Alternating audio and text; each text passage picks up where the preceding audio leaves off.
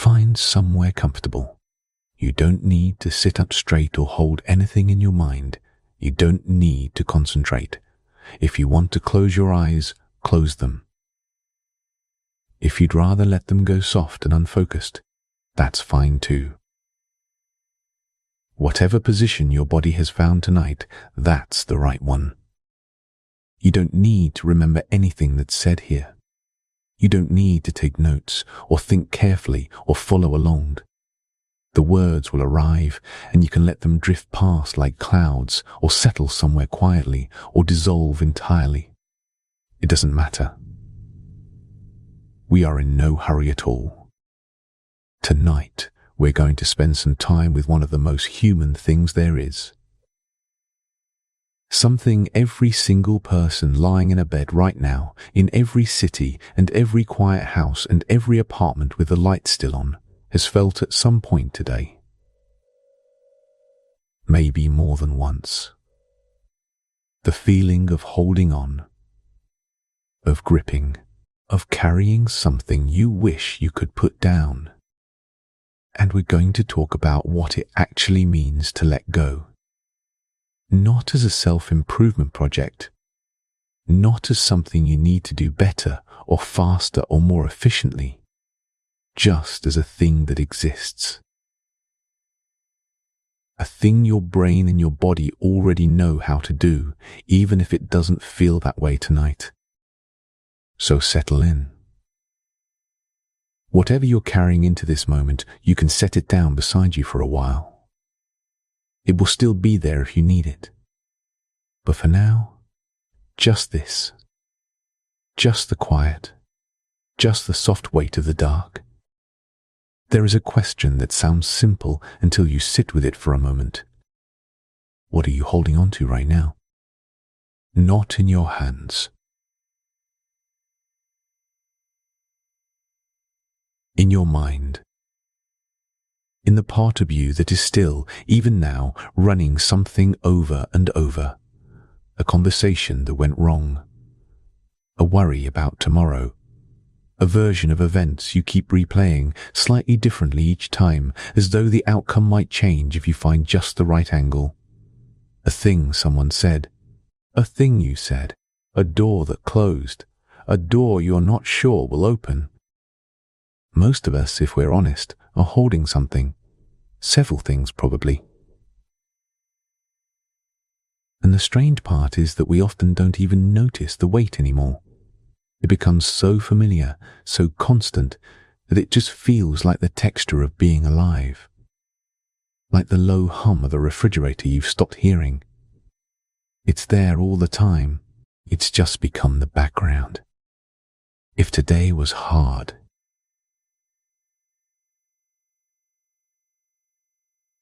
and maybe it was, maybe it really was, then you might be feeling that weight more than usual right now. The kind of tired that isn't just physical. The kind that settles behind your eyes and in your chest and in the space between your shoulder blades. The kind that sleep alone doesn't always fix, because it isn't really tiredness. It's the accumulated cost of holding on. Here's something worth knowing, though. Something that researchers and philosophers and very old traditions all seem to arrive at from different directions. The holding on is not a flaw. It is not a weakness. It is not evidence that something is wrong with you. It is one of the most deeply wired things your brain knows how to do. And understanding why, really understanding it, is the first gentle step towards something that feels a little lighter. Your brain is, at its most essential level, a survival machine. It has been shaped over hundreds of thousands of years to keep you alive. And one of the most important things a survival brain can do is remember what hurt. Remember what threatened.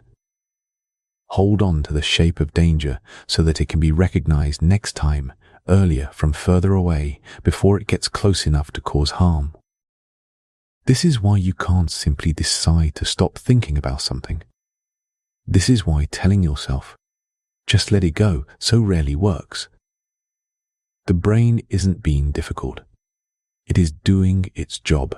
The very architecture that makes you anxious about a difficult conversation or unable to stop turning a problem over in the dark is the same architecture that kept your ancestors alive long enough to become your ancestors.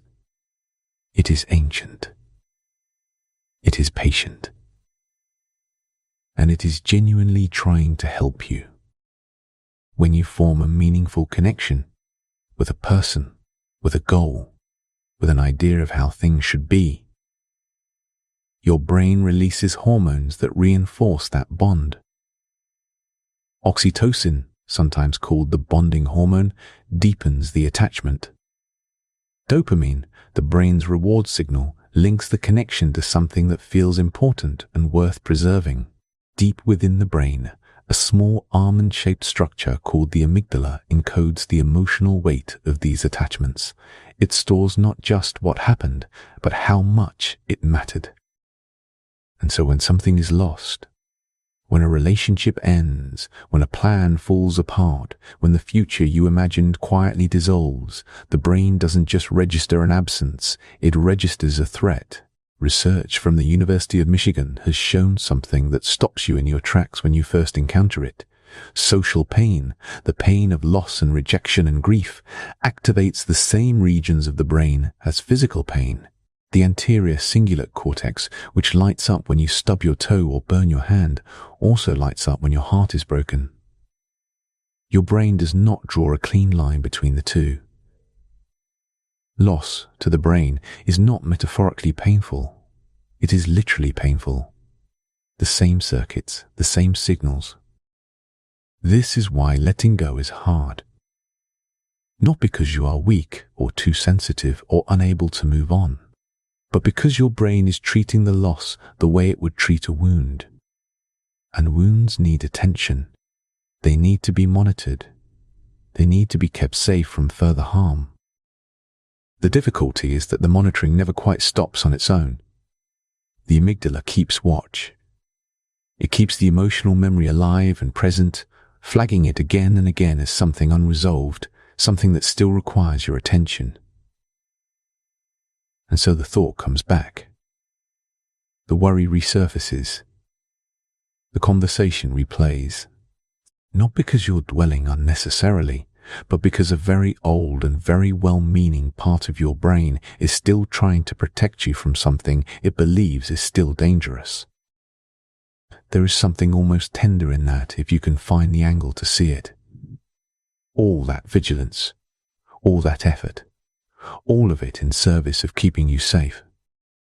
And yet, here you are, lying in the dark, exhausted, and what is protecting you is also, at this particular moment, the very thing making it hardest to rest. The phrase itself is so common, it has almost lost its meaning. Let it go.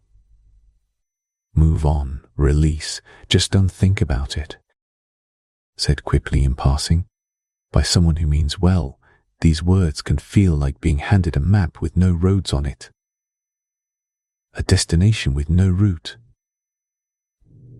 Of course you would let it go if you knew how. Of course you would stop thinking about it if thinking about it were a choice you were consciously making. So, it's worth spending a moment with what letting go actually means. Because it is not what it is sometimes described as being. It is not forgetting. This is perhaps the most important thing. When you let something go, the memory does not disappear. The experience does not get erased. The person, the event, the loss, none of it vanishes. Letting go is not amnesia. It is not pretending something didn't happen. It is not the absence of memory. What it is the releasing of the emotional grip that the memory has on your daily life. The memory remains. The meaning it carries can remain, but the raw, ongoing, present tense pain of it, the way it pulls at you, the way it surfaces uninvited, the way it colors everything else, that is what can, slowly, be eased. Think of it this way. You might carry a stone for a long time, carry it so long that you stop noticing the weight. But the stone is still there, and your hand is still closed around it, and there is a tension in that grip that you've just grown accustomed to. Letting go doesn't mean the stone disappears. It means opening your hand, setting it down.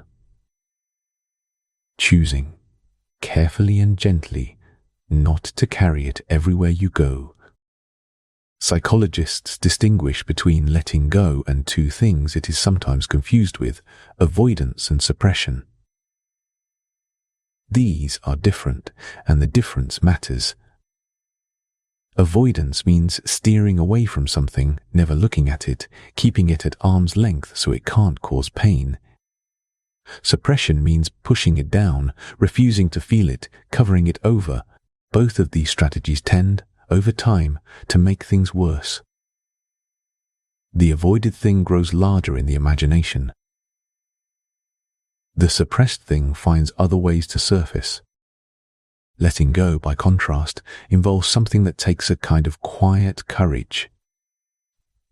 It means turning toward the feeling, acknowledging it, sitting with it long enough to understand something about it, and then, from that place of acknowledgement rather than avoidance, allowing it to lose its grip, not forcing it away, allowing it to release. There is a school of therapy called acceptance and commitment therapy, developed in the early 1980s by a psychologist named Stephen Hayes. It is built, in part, around this distinction. Hayes and his colleagues recognized something that felt counterintuitive at first, that the harder you fight a thought or feeling, the more power it tends to have over you. The struggle itself keeps it central. But if you can learn to observe a thought, to notice it, name it, acknowledge it without being swept into it, it begins to lose some of its authority. It becomes something that is happening in your mind rather than something that is your mind. Hayes described this as cognitive diffusion, treating thoughts as passing events rather than as literal truths. A thought like, "I ruined everything," is not a fact. It is a thought. It arose. It will, if you don't wrestle with it, eventually pass. The skill is in learning to watch it pass rather than grabbing hold of it and pulling it closer. This is subtle. It takes practice. But the starting point is simply this: noticing that you are not your thoughts. You are the one observing them. And that small distance, that tiny gap between the thinker and the thought, is where the possibility of release lives. When you let something go, really let it go, even a little, something changes in the body as well as the mind. The brain, it turns out, has its own way of resetting, its own quiet process for moving from the held to the released. When we hold on, when we ruminate, when we worry, when we replay, the amygdala stays active. It keeps sending signals that something requires attention, something is unresolved, something is wrong. These signals travel through the nervous system. The body responds. Muscles tighten subtly. Breathing becomes a little more shallow, a little more held. The stress response, designed for short bursts of danger, settles into something chronic and low level. The body stays in a kind of readiness. It was never meant to sustain indefinitely. But when the grip begins to ease, something different happens. The amygdala gradually dials down its activity, and the prefrontal cortex, the part of the brain that sits just behind the forehead and is responsible for measured, considered thought, begins to step back in. It is sometimes described as the brain's wise manager, the part that can see a situation clearly, weigh it, and respond rather than simply react. When the amygdala is loud, the prefrontal cortex is quieter. When the amygdala softens, the prefrontal cortex has more room to work. This shift is accompanied by a change in neurochemistry. Serotonin and dopamine, chemicals associated with steadiness and a gentle sense of well-being, become more available. The nervous system begins to move from its activated, vigilant state towards something slower, something more at ease. Researchers call this physiological down-regulation. It is the body's own way of returning to baseline. And it is not just an absence of tension, it is the presence of something. A faint warmth, a sense of lightness, a breath that goes a little deeper than the last one. There is a study worth knowing about, conducted at the Australian Catholic University, led by researchers Joseph Kairoki and Baljinder Sadra. They followed almost 2,400 students across 16 schools over 3 years, tracking what they called non-attachment, the capacity to hold experiences with a kind of open, ungripping awareness, and its relationship to mental health. What they found was that non-attachment didn't just correlate with better well-being. It actively protected against the development of poor mental health over time. It worked as a buffer. The students who had a greater capacity to hold things lightly, to let experiences arise and pass without clutching at them, were significantly more resilient as the years went on.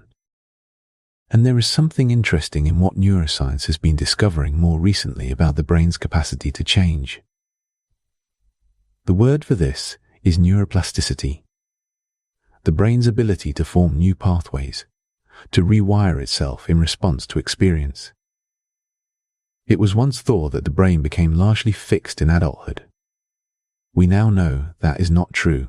The brain retains its capacity to change throughout life. New patterns of response can be learned. Old reactive pathways can, with patient practice, become less well-worn. The roads you travel less frequently begin to close over, slowly, gently. New roads form. What this means, in practical terms, is that letting go is not just a single moment of release. It is something that can be practiced. Something that, practiced over time, actually changes the physical structure of the brain. The pathways for calm, considered response become stronger. The pathways for automatic reactivity become quieter. Emotional storms, when they come, resolve more quickly. The recovery time shortens. You are not fixed. Whatever you are carrying tonight, whatever the texture of your particular kind of holding on, the brain that is doing the holding is also capable of learning something new. It has always been capable of that. It is one of the most remarkable things about it. What is perhaps most quietly remarkable about all of this is that none of it is new. The science is new. The language of amygdalas and prefrontal cortexes and neuroplasticity is new. But the understanding at the heart of it, that suffering is deepened by clinging and that something like peace becomes possible when we learn to hold things more lightly, this has been known for a very long time. In the 5th century before the Common Era, in what is now northern India, a man sat under a tree and spent a long time with the question of why human beings suffer. The answer he arrived at, and spent the rest of his life trying to describe, was essentially this. We suffer because we cling. We cling to pleasure, wanting it to last. We cling to pain, unable to stop examining it. We cling to the idea that things should be other than they are. And because everything is impermanent, because nothing stays, because everything changes, because even the most solid-seeming things eventually dissolve, the clinging always ends in suffering. The teaching is called, in the Pali language, upadana. Attachment, or grasping. And the path away from it is not through force, not through the suppression of desire or feeling, but through a kind of clear seeing, through learning to perceive the impermanent nature of things without being devastated by it, through enjoying what is present while it is present and releasing it without bitterness or grief when it passes. This is not resignation. It is something closer to the opposite. It is a fully awake engagement with life as it actually is, rather than a continuous battle against life as it refuses to be. Around the same time in China, a tradition was forming around a different but deeply related insight. The Taoist concept of Wu Wei, sometimes translated as non-action or effortless action, describes a way of moving through the world that does not force, does not strain, does not grip, like water, which does not push against a stone, but simply finds its way around it.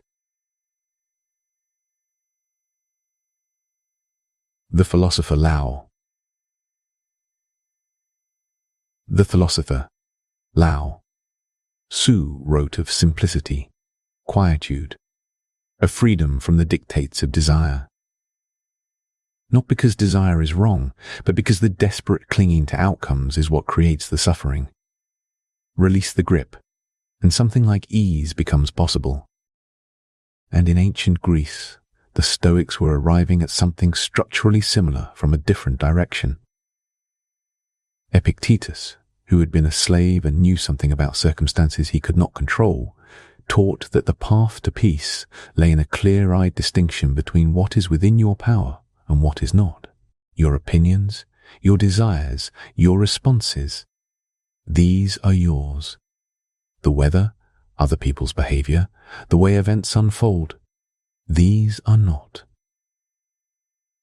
The suffering, the Stoics believed, came from treating the second category as though it belonged to the first, from trying to control what cannot be controlled, from gripping what cannot be controlled, from gripping what cannot be held.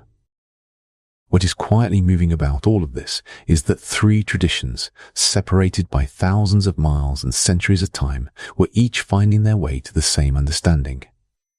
And now, 2,500 years later, neuroscience is arriving at the same place with different instruments. The amygdala and the prefrontal cortex.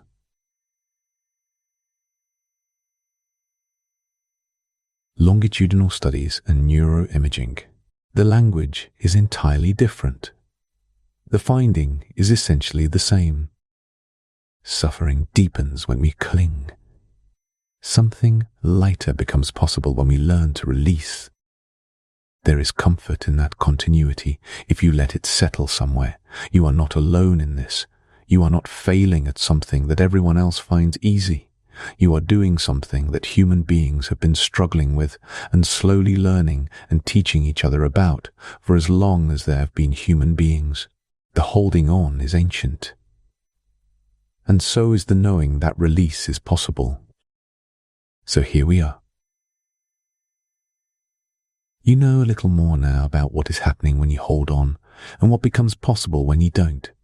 You've heard something of the science, the amygdala and its ancient vigilance, the prefrontal cortex waiting patiently to step back in, the brain that is capable, always, of learning something new. And you've heard something of the long human history of this understanding. The quiet thread that runs from a man sitting under a tree in India to a philosopher in Greece who had lost his freedom, to a researcher in Australia tracking the slow arc of 1,000 young lives. All of it pointing in the same direction, towards something softer, something less gripped. And if tonight you are tired and you are carrying something you would very much like to put down, even for a few hours, that is exactly where we are going next. Because knowing about letting go and actually feeling it are two different things. Understanding the map is not the same as walking the territory. And so what follows now is an invitation to experience something rather than simply learn about it. A gentle guided meditation designed to take everything we've talked about tonight and let it move from your mind into your body. From understanding into feeling. From knowledge into rest. You don't need to do anything to prepare. You are already in the right place. You are already, in your own quiet way, ready. Welcome back. You made it here again. And that is more than enough. If you listen to part 1, something in you already knows a little more about letting go. Something soft has already begun. You may not feel it yet, not fully, but it is there. A quiet loosening. A small permission you gave yourself just by pressing play. So we begin there, in that small permission. You do not have to do anything now. You do not have to try. You do not have to get it right or relax in any particular way. You are simply here in this moment, and that is already the whole thing. Let your eyes be closed, or let them close on their own. There is no hurry. There is nowhere else to be. The day is behind you now, and everything that happened in it belongs to the past. It is already done, already over. And you are here in this quiet place where none of that needs to follow you. Just notice where you are lying. The surface beneath you, holding you completely. You do not have to hold yourself up. The bed is doing that. The floor is doing that. The earth beneath it all is doing that. You are being held right now, without effort, without asking. Feel that for a moment. The simple fact of being held. Let your weight rest down into that support, not pushing, not forcing, just allowing the surface beneath you to take a little more of your weight, allowing your body to trust it. And if there are sounds around you, that is all right. Sounds can be part of the background, like distant weather. You do not need to follow them or make sense of them. They are simply there, and you are simply here, and there is plenty of room for both. Let your shoulders drop just a little. Not dramatically, just a quiet releasing. As if you had been carrying something on your shoulders all day, and someone just gently took it from you.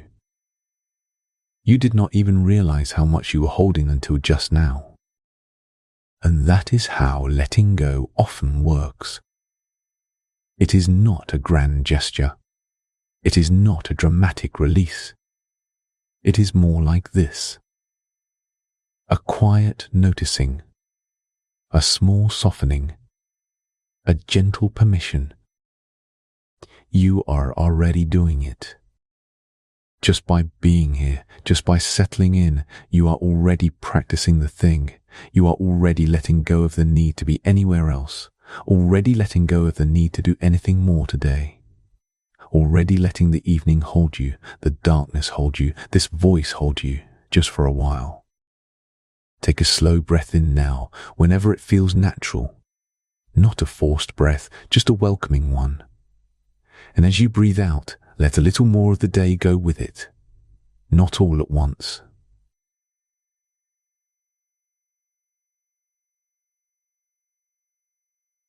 Just what wants to leave? Good. That is good. Now let your breathing find its own rhythm. You do not need to control it. You do not need to make it deeper or slower or more perfect. Your breath has been breathing itself all day without your help. It knows what it is doing. You can simply watch it now, like watching a tide come in and go out on a quiet shore. In and out. Each breath a small arrival. Each exhale a small release. Notice the breath coming in through your nose or your mouth, wherever it wants to come. Notice the slight coolness of the air as it enters. Notice the gentle rise of your chest or your belly, and then notice the warmth of the breath as it leaves. The gentle fall, the little pause at the end of the exhale before the next breath comes on its own. That pause is a beautiful thing. That small space between the out-breath and the in-breath. A moment of complete stillness. A moment where you are not breathing in or breathing out. Just resting. Just being. See if you can notice that pause the next time it comes. There it is. Yeah, that quiet space. You do not need to hold it or make it longer. Just notice it. Let it be. Let the next breath come on its own, in its own time, without any help from you. Rising and falling, like something very gentle and very ancient, like the tide, like the wind moving through tall grass somewhere far away, like your own body remembering deep down how to rest. With every exhale, you can feel yourself settling a little more, sinking a little further into the warmth beneath you, the weight of your body becoming something welcome, something soft, something you are grateful for rather than something you are carrying. You are not carrying anything right now. You are being carried. And now, very gently, we are going to move through the body. Not to fix anything, not to change anything, just to visit each part of you and offer it a little kindness, a little permission to soften, a little invitation to let go. Begin at the very top of your head, your scalp. Let your attention rest there lightly, like a warm hand placed gently on the crown of your head. Notice if there is any tension there, any tightness, any place where the skin feels pulled or held. And then, without trying too hard, just let that area soften. Let the scalp grow a little looser, a little warmer, as if the warmth is spreading gently from the crown down toward your forehead. Your forehead now. This is a place where so many of us carry the day. The small furrow between the brows, the slight tension above the eyes. Let it smooth out now, like a gentle wave passing over still water. Let the forehead grow wide and soft and still. Your eyes, your eyelids, let them be heavy. Let them be completely, wonderfully heavy. You do not need to open them. You do not need to look at anything. Let the muscles around your eyes soften and release. Let the eyes themselves sink gently back in their sockets, as if they too are resting, as if they too have earned this moment of stillness. Your cheeks, your temples, let them soften. Let any tightness in the temples ease away, moving outward, dissolving. And now your jaw. This is so important. The jaw holds so much. So many words unsaid, so many things clenched through the day. Let your teeth part just slightly. Let your jaw drop the smallest amount, as if the muscles simply gave up trying to hold it. Let your tongue rest softly in the bottom of your mouth, not pressed to the roof, not tightened, just resting. Let your lips be soft, slightly parted or gently closed, whichever feels natural. Let your whole face be soft. Imagine for a moment that your face is the face of someone who is already deeply asleep. Smooth, still, peaceful. Let your face become that face. Let it release everything it has been holding since morning. Now your neck. The back of your neck, the sides, the front. This is another place that works so hard all day, holding your head up, turning this way and that, carrying all that movement. Let it rest now. Let the muscles at the back of your neck grow long and loose. Let the weight of your head be given completely to the pillow beneath it. You do not need to hold your head up. The pillow is doing that. The pillow has it. Let your neck be soft. Let it release. Moving now to your shoulders. Let them drop. Let them fall away from your ears. Let them sink into the mattress or the surface beneath you as if they are slowly melting into it. Your shoulders have been carrying things. Tension, responsibility, the weight of thinking and doing and managing. And right now, In this moment, none of that is needed. Let the shoulders fall. Let them be heavy. Let them be still. Your arms now, both arms from the shoulders all the way down. Let your upper arms grow heavy and warm. Let the elbows soften. Let your forearms rest, just rest without any readiness in them. No need to reach for anything, no need to hold anything. Just two warm, heavy, resting things at your sides. Your hands. Let your fingers uncurl just a little. Let the palms open slightly or rest however they naturally want to rest. Let the hands be soft. The knuckles, the fingertips, even the spaces between the fingers. Let all of it release. Let your hands become the hands of someone who has put down everything they were carrying and is finally resting. Take a breath here. A slow, easy breath. And as you breathe out, feel the upper half of your body growing heavier. Softer, more deeply at rest. Now bring your attention to your chest. Your heart is there, beating quietly, steadily, without any effort from you. Just listen to it for a moment, or sense it, that faithful rhythm that has been with you every moment of your life. It does not need you to manage it. It is simply doing its work, and you can trust it to keep doing that work while you sleep. Let your chest soften. Let the muscles of the chest release. Sometimes we hold our breath in the chest, hold tension there around the heart, as if we are protecting it. You can let that protection soften now. You are safe here. Your heart is safe. Let the chest open just a little. Let the ribs be soft and easy. Your belly now.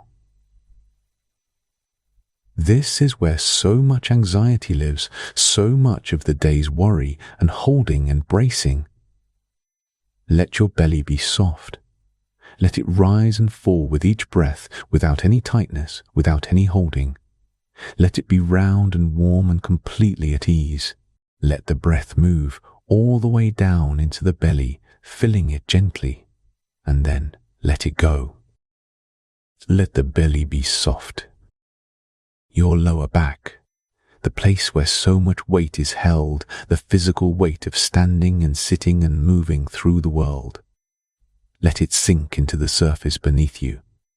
Let the muscles on either side of the spine grow long and loose. Let the lower back be supported, completely supported from below. Your hips, let them grow heavy. Let them sink. The hip joints, the muscles around them, the deep muscles inside the pelvis, all of it releasing, all of it letting go, like sand slowly settling to the bottom of still water. Your legs now, both legs from the hips all the way down. Let the thighs be heavy, heavy and warm. Let the knees soften. You do not need to hold your legs in any particular position. Just let them be wherever they are, heavy and still and resting. Your calves now, the muscles at the back of the lower legs, let them release. Let them grow soft and loose. All the walking, all the standing, all the movement of the day. Let the calves rest completely. Your ankles, your feet. The tops of your feet, the soles of your feet, your heels pressing gently into the mattress. Let your feet relax. Let the toes spread slightly or rest naturally without any tension in them. Let even the soles of your feet soften, as if they too are sighing with relief. Your whole body now, from the crown of your head to the tips of your toes, is heavy and warm and at rest. Every part of you has been visited. Every part of you has been invited to let go. And perhaps some parts let go more easily than others. That is all right. There is no wrong way to do this. Whatever your body offered tonight is exactly right. Just rest in this heaviness now. This warm, welcome heaviness. Feel how the surface beneath you is holding every part of you. Feel how you do not have to hold yourself up, not even a little. You can give all of it to the bed, all of your weight, all of your tiredness, all of the long day. The bed receives it all without complaint. And now, as your body rests here, heavy and soft and still, let your mind begin to drift. Not to sleep yet, not quite yet, just to drift. The way your attention drifts when you are very nearly asleep, moving gently from one soft thing to another without holding on to any of it. Imagine, if you like, that you are somewhere very quiet, somewhere that feels safe and gentle and far away from anything that needs your attention. Perhaps it is a field at dusk. The light is soft and golden and low. The air is warm, just warm enough, with a faint coolness moving through it every now and then like a breath. The grass is long and soft, and you are lying in it, and it holds you the way a bed holds you, gently, completely. Above you, the sky is shifting from blue to the softest violet. One or two stars are beginning to appear, faint and early. You do not need to count them. You do not need to name them. Just let them be there, small and steady, far away. There is no sound here but the softest sound of wind. Just a whisper of it, moving through the grass, through the air, carrying nothing with it. Just moving. Just breathing, the way you are breathing. You feel the earth beneath you, solid and warm from the day's sun. It holds you the way the earth always holds you, without asking anything in return, without needing you to be anything other than what you are. Just a person lying in a field, breathing, resting, letting the evening come. And as the evening comes, something in you settles even further, as if the fading light is giving you permission to fade too, to dim gently, to soften at the edges. You do not need to hold your shape so tightly right now. You can blur at the edges a little. You can let the boundary between you and the soft evening air become less certain, less important. You are part of this quiet place now. Part of the grass and the fading light and the gentle wind. Part of something much larger and much quieter than anything that was worrying you today. And if thoughts come, that is all right. Thoughts will come. That is what minds do, even very tired ones. But tonight, you can let the thoughts be like clouds moving slowly across that violet sky. You notice them, you see them passing, and then you let them drift on, without following them, without climbing inside them. Just a thought. And it moves on. Just another thought. And it moves on. And the sky is still there. The field is still there. The warm earth beneath you is still there. And you are still here, resting, breathing, letting go. There is something you have been holding. You know what it is, or maybe you do not know exactly, but you can feel it somewhere in the body, somewhere in the chest or the belly or the back of the throat. Something you have been carrying for a while now. Something you did not put down with your keys and your shoes when you came home today. You do not have to name it tonight. You do not have to solve it or understand it or decide what to do about it. Tonight you can just let it be there, like a stone you have been holding in your hand, and slowly, gently, open your fingers. Not throwing it away, not pretending it does not exist, just opening your hand, just letting it rest for now in the soft grass beside you.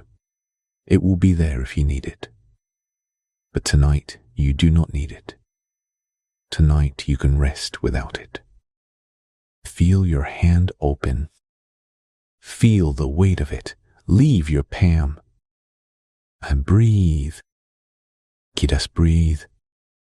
In the field, the first star has grown brighter. The sky is a deeper blue now, almost indigo at the edges. The wind has grown quieter, barely a whisper. And you are still. You are so still. Your body is heavy and warm and sinking softly into the earth, into the bed, into the deep rest that has been waiting for you all day. The rest that is always there, just beneath the surface of the doing and the thinking and the worrying. Just beneath all of that, this quiet place has always been here. And you are in it now. Let yourself go a little deeper. Not trying to sleep. Just letting sleep come to you, the way sleep does when you stop chasing it. When you give up the effort of trying to rest and simply allow yourself to be at rest. You are at rest now. Notice how your breath has slowed, how it has grown quieter, how your chest rises and falls with less and less effort.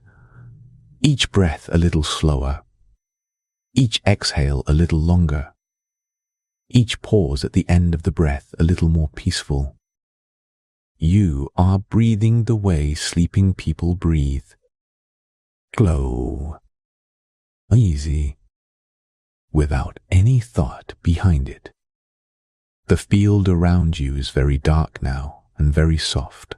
The stars above are many and bright and very far away, and they ask nothing of you. They are simply there, as they have always been, shining quietly while the world below them sleeps. And you are one of the sleeping world tonight. You belong to the quiet. You belong to the dark and the warmth and the deep stillness. Let your mind grow quieter now. Let the thoughts grow fewer and farther between. Like lights going out one by one in a distant town, seen from a hilltop. One light, and then it goes. Another light, and then it goes. And the town grows darker and quieter and more still. And that is all right. That is more than all right. That is the most natural thing in the world. Your body knows how to sleep. It has always known. You have been sleeping your whole life, every night, falling into that deep place without any effort at all. Tonight is no different. Tonight is exactly the same. Your body knows the way. Just let it lead you. Just let go of the need to guide it or manage it or make sure it happens correctly. Sleep does not need your help.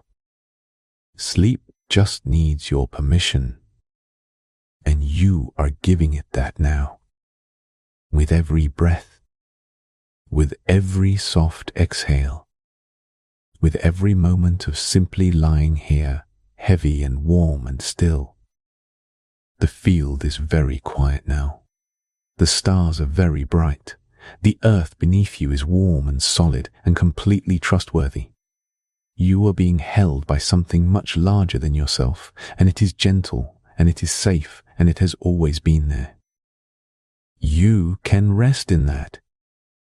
You can rest in the knowledge that you are held, that the night is gentle, that tomorrow is far away, that right now there is nothing to do and nowhere to be and nothing to figure out. Right now there is only this, the warmth, the stillness, the slow and easy breath, the heaviness of a body that has done its work and is now gratefully at rest. Let your thoughts grow softer now. Let them lose their edges. Let them become less like words and more like shapes, drifting, less like sentences and more like colors, fading, the way thoughts do just before sleep. The way the mind softens at the edges when sleep is very close. You might notice that you are not quite sure what you were just thinking about. That is the right place to be. That is the doorway. You are standing at the doorway to sleep now, and it is a soft doorway, a warm one, and there is nothing frightening on the other side. On the other side is only rest, only quiet, only the deep and healing darkness that your body needs. You can step through. Or rather, you can simply stop holding yourself back from stepping through. Let the doorway come to you. Let sleep come to you. You have let go of so much tonight. The tension in your body, the busyness of your mind, the weight of the day, the things you were carrying that you did not even know you were carrying. You have put them all down gently without drama. And now you are lighter.